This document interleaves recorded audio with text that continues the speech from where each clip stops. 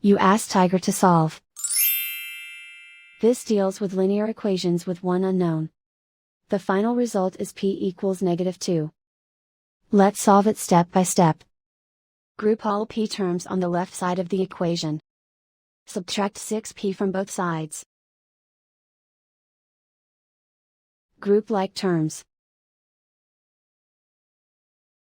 Simplify the arithmetic.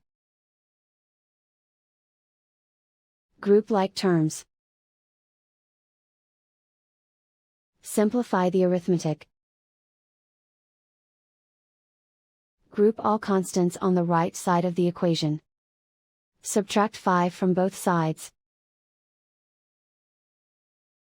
Simplify the arithmetic.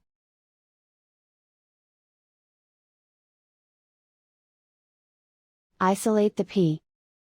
Divide both sides by 2. Simplify the fraction. Find the greatest common factor of the numerator and denominator. Factor out and cancel the greatest common factor.